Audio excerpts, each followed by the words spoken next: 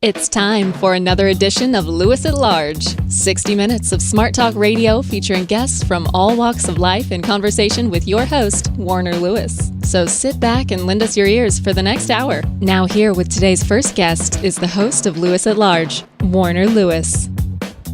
Well, welcome everybody to another segment of Lewis at Large.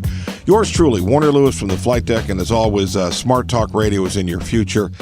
This segment, interesting guest indeed, Geoff Dembicki, a brand new work called Are We Screwed? How a New Generation is Fighting to Survive Climate Change.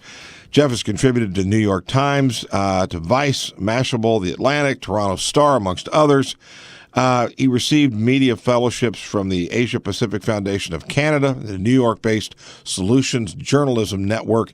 He now lives in the gorgeous community of Vancouver, British Columbia. And we're pleased to have him here. Geoff, how are you, my friend? I'm doing well. Thanks for having me on. I appreciate it. Well, we're pleased to have you here. We've talked a little bit over the years on this show about climate change. I know it is something that is of extreme concern to you.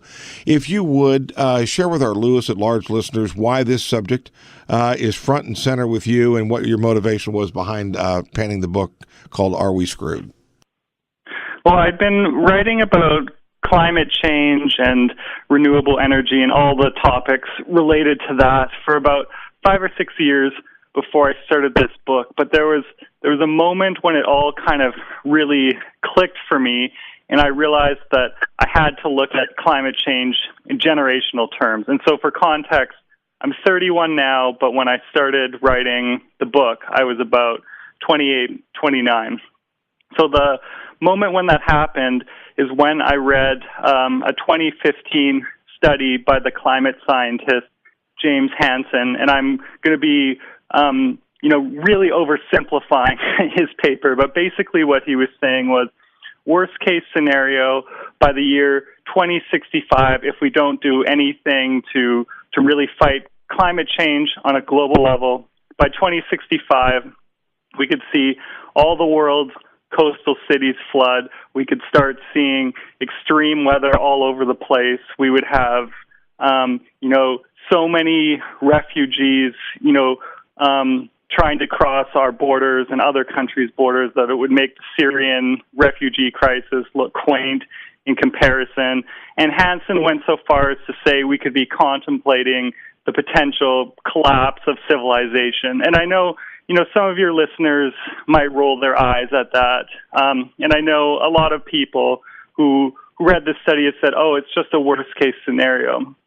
But for someone my age, I have to take that seriously because 2065 will be within my lifetime.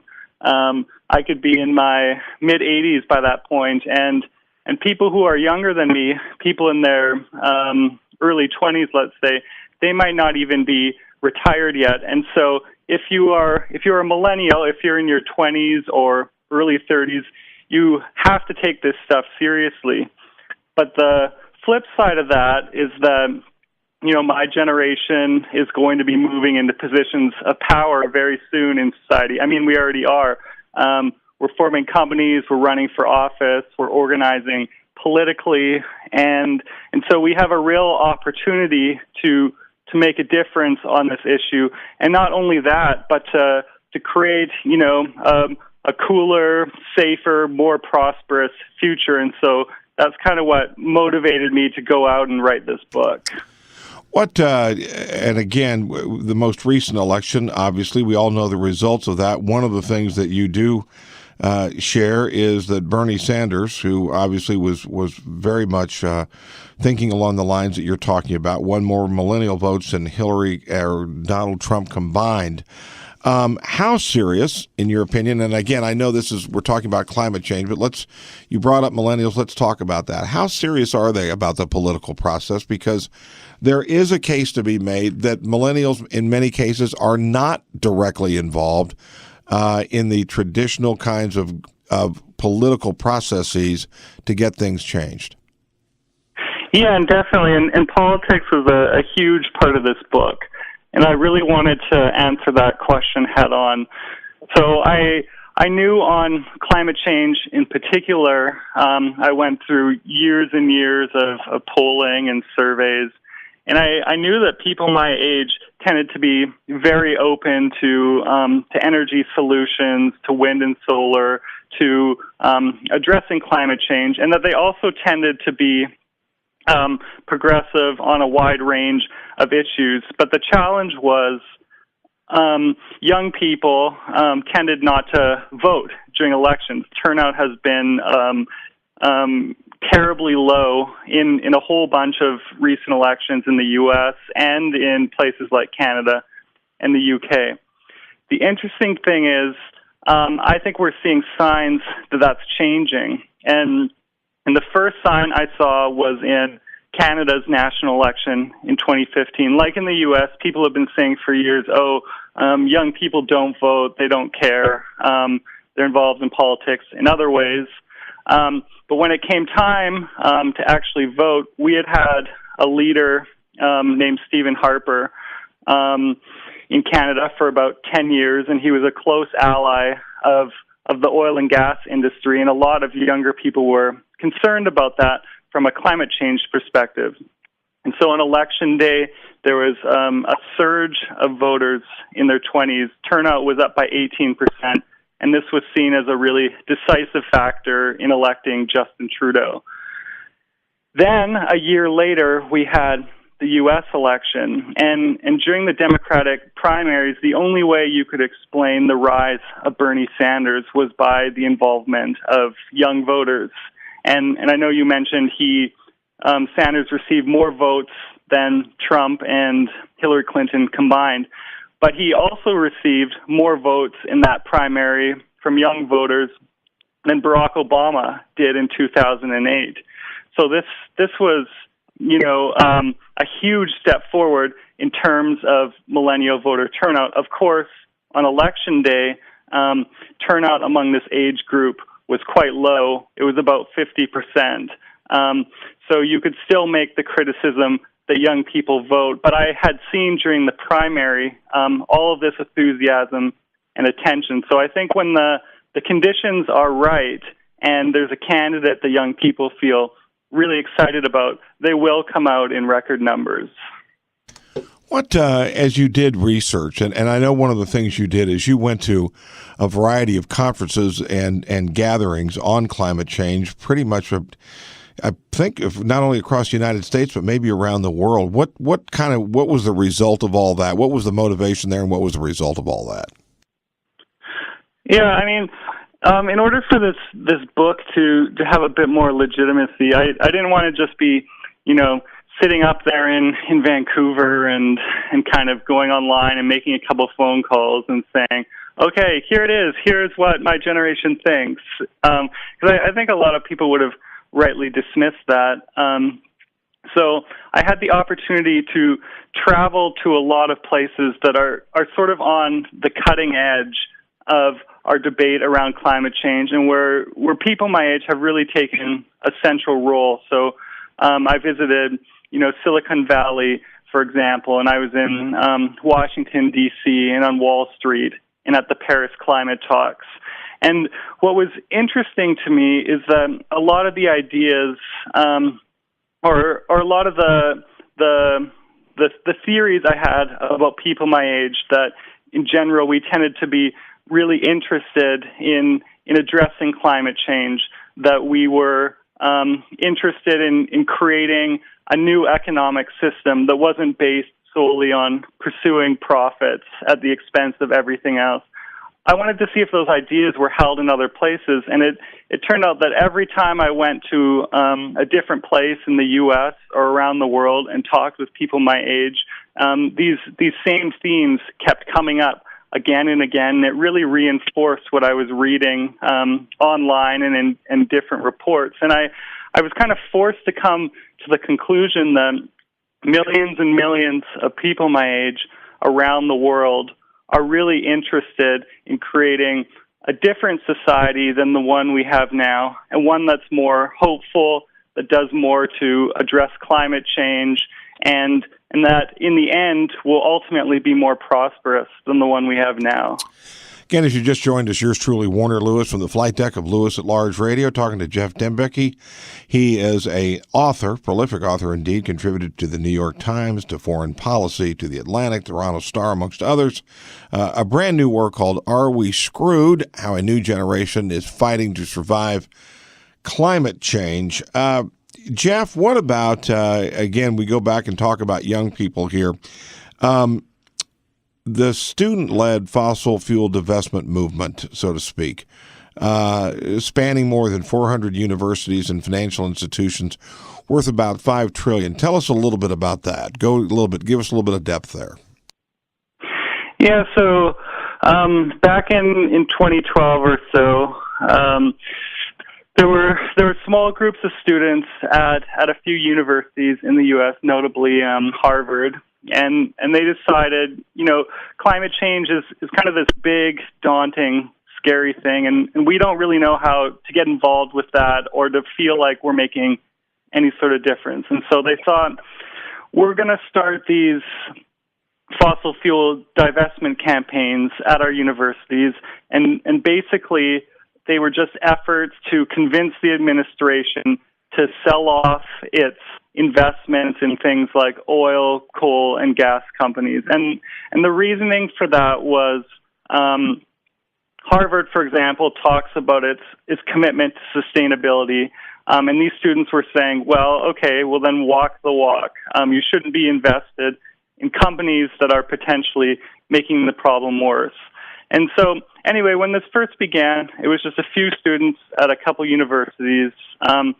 But then, as you pointed out, it grew very, very quickly, and soon it encompassed hundreds of universities and colleges all over the world, and it had started to have an economic influence as well.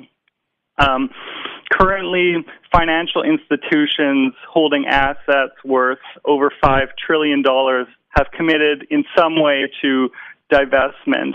But I think the most important thing to look at when we're talking about divestment isn't necessarily the financial angle. It's the moral statement that these young people, people my age, are making, which is to say, if you really care about climate change, you have to take a stand. You have to say there are certain types of economic activities we're not willing to do anymore. But that's not to say, we're going to sacrifice our lifestyles in any way. It's that we know there are better solutions out there. We know that, for example, Texas has billions and billions of dollars in revenues from wind and other renewable energy. And it's saying, let's push for those solutions and let's transition to a 21st century economy instead of a 20th century economy. And as this movement grew, it started to attract a lot of interest on Wall Street. The bank Morgan Stanley, for example, was sending out representatives to divestment meetings, not so much because it thought about the economic impact of divestment, but because it was really fascinated by the values and the ways that the young people were kind of organizing on this issue. And it knew that as people in their 20s graduated and became investors, moved onto Wall Street, moved into politics, they would be taking all these values with them. And recently, another large bank, UBS, said that on climate change, fossil fuel divestment is one of the most important campaigns in the world, and the people running it are the voters, consumers, and leaders of the next several decades. Is there such a thing as a centralized either organization or group that is sort of heading up this whole, and I don't need to lump it into one big thing, but sort of millennial movement to fight climate change and try to reverse some things that they feel have happened as they look towards the future? Yeah, I think the big youth-led movement at the moment is or the youth-led organization at the moment is 350.org, and that was started by 6 or 7 college students from Middlebury a few years ago. And the thing that they did, which is really interesting, was they started reaching out to other groups of young people all over the world. And so these college students, when they first started, they didn't have a ton of resources. Like I said, there was just a half dozen of them, sitting in their dorm rooms and whatever. And they're like, well, we really care about climate change, and we think there's a lot of people around the world who also care about the issue. So why don't we use the internet and just try reaching out to people and see what kind of a response we get? And I interviewed one of those early founders of 350.org for my book, and he was telling me how he was kind of given responsibility for Africa and the Middle East, so one person. And he was like, all right, I'm going to get on Skype, I'm going to get on my phone and just start calling around and seeing what happens. And he found that there was incredible interest among young people and among people of all ages in these other places. And what he realized is that, in the U.S., climate change is seen as this very polarizing topic, and you have, Republicans on one side, Democrats on the other, people battling it out over the science and solutions. That's kind of an anomaly in a global context. In most other parts of the world, there's a very clear consensus that this is a big problem that we need to be doing things to fix. But there's also a consensus that in fixing this problem, we're going to be growing our economy. We're going to be providing, millions and millions of new jobs for young people, and that ultimately this is a very sort of smart, pragmatic direction for our world to head in. Geoff, young people, millennial, regardless of their numbers, because they are now coming into the system, so to speak, and becoming a part of it, as you've been illustrating for us, probably can't do this completely alone. Who are the logical allies for them politically and maybe culturally here as they try to get the word out, so to speak, and educate people at a deeper level and try to affect change? Yeah, and I know we've mostly just been talking about one age group, and I don't mean to say that the millennials are the only people that care about climate change. I think people of all ages are deeply interested in this problem and interested in the solutions. And of course, we wouldn't even have a conception of the environment or environmentalism without all of the efforts that went into that by baby boomers and other generations over the years. And the interesting thing now is that there's a real opportunity for the people who are leading industry right now and politics to create alliances with young people. So we saw that, for example, with Bernie Sanders. I mean, that guy was old, and he didn't seem like a likely ally for young people. But he was someone who had stuck to his principles for his entire career. He was really interested in positive social change, and I think that's a message that just really resonated with voters in their 20s. But if you look at the economy in kind of a larger context right now, a lot of the money and momentum is going into solutions to climate change. So I've been to conferences in Manhattan, for example, with the leaders of some of the world's largest corporations and with heads of state from around the world, and they know that this is where all the smart money is. So economically, at a global level, things are shifting very fast. The world is installing more renewable energy each year than fossil fuels, and I think what people my age really bring to the table is a sense of moral urgency, a sense that we have to be speeding these things up, and we can't be complacent. And when those types of solutions are provided, millennials will rally around that politically and economically. You would think that this has to be for this thing to really grab hold, it has to be perceived as something more than, so to speak, left-wing tree huggers. There has to be benefit has to be shown to the financial community, to the manufacturing community, to all those that are involved in energy, whether it's fossil fuel energy or solar. There has to be sort of a united effort as to how can you save and improve an environment that is threatened, and yet still allow companies and organizations to move forward, so to speak, and do the kind of development they believe they need to do. Do you agree with that? Yeah, completely. And climate change is such a huge issue that the response to it is not going to look the same in every place. So maybe in a place like New York or in Los Angeles and whatever, we're having sort of a very sort of moral conversation about the science that you wouldn't have in places like Kansas, for example, or in Texas.